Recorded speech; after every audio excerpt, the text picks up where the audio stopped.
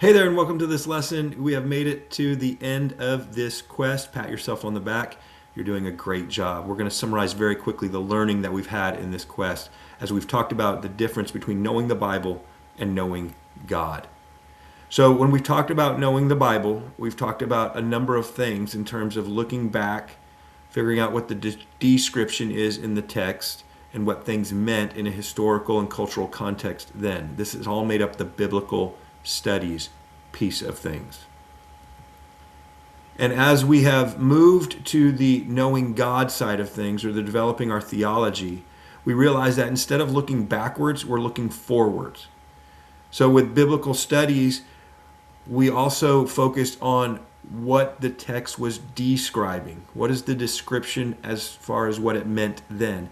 And now, with knowing God, developing our theology, we're trying to figure out what it prescribes for us, what it means for us today. Instead of just discovering the facts in the biblical studies portion, when we're developing our theology, we're trying to receive truth, actually the revelation on a deeper level. The knowing God or Bible study part of it was seeking information to answer the question of what. The knowing God or theology side of things is seeking transformation to answer the question, so what? And obviously the biblical studies piece really relates to the written words, the text as they were originally written. While developing our theology, our understanding of God means how we relate to the living Word. The point and process of biblical studies and theology are different, and that is okay. And that's the whole point of all of these lessons. It's helpful to just come out and say it and make that distinction. It can even be helpful to stop and label what kind of work you are doing in a conversation. Right now we are in the biblical studies phase. Let's just try to understand the original context and purpose of what we are reading. Just come out and say that. Or it can sound like this. We have read and studied these passages. Do we feel like there's something we should be taking away from them to apply with wisdom to our lives now? And if so, why and how? Biblical studies includes understanding language because we have to recognize everything we are reading is a translation, which means it's someone else's, another human's interpretation of what the original writers meant by something. There are ancient words and meanings and modern words and meanings, and that can be a very wide gap to cross. We'll be getting into the next quest. It includes cultural aspects of how political and social systems worked, who had what kind of status in society, what were the norms and protocols of their population at that time and place. It includes historical context. It includes authorship and how people were identified as writers or compilers or editors of the text. It includes a recognition that some of the Bible is poetry, some of it's narrative, some of it's satire, some of it is meant to be funny, and some of it is serious. Some of it is apocalyptic, which means it relies heavily on symbolism and metaphor to make the points. In fact, taking every word of it literally is ironically a very quick way to not take the Bible seriously.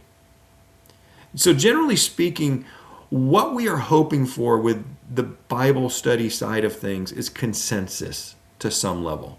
You really want to find what a substantial majority of scholars and historians agree on, considering some of these elements. So the findings should be similar for everyone, as best as we can tell. So we do this work with humble curiosity. And then we have the theology side of things. The work of theology or knowing God is based on that consistent foundation that is available to everyone and then allows us to each take our own action when it's based on our circumstances. So while Bible study is the same for everyone, the point of theology or following God can be differentiated to meet us where we are. But it might be a problem if it's crazy out of whack with the consensus of the scholarship. So the last thing I want to emphasize here is that I hope now you are asking the question, how do I move from one to the other? How do I take what I am learning in the Bible and use that to make sense of what God wants me to know, hear, and do? And that brings us to the conclusion of this quest in this final lesson. The answer is that this is where the real work of discipleship comes in. The Spirit of God perfectly knows our spirit. It takes our reliance on Him to reveal things to us. A lot of people will talk about the Bible being inspired, and usually they think that the Spirit of God actually led the people to write what is in the Bible. But what a lot of people leave out is all that has to happen after the text is written. Then it must be preserved, translated, received, and understood in a new cultural and personal context. It is this whole process that has to be inspired, guided by God's Spirit, or we risk taking scriptures out of the divine will and misapplying them, sometimes in selfish, harmful, or damaging ways. This is wisdom work, discernment, humility, application. It is difficult. The pattern for this throughout time has been that it is done in community. It often requires quite a bit of humility, genuine curiosity, and reflection. But this is the point of what the Bible is trying to accomplish. It is meant to increase our wisdom with stories, parables, examples, non-examples, principles, and patterns. It's not really designed to be a one-to-one correspondence where we directly apply the superficial parts of an account to our situation. It's not meant for us to say, well, Moses did it this way, so I must do it this way. Or King David expressed this emotion in a psalm, so God must want me to have that emotion too. That's not how it works. Time and space to ask questions, express frustrations, argue, debate, challenge, and process the Bible are all necessary.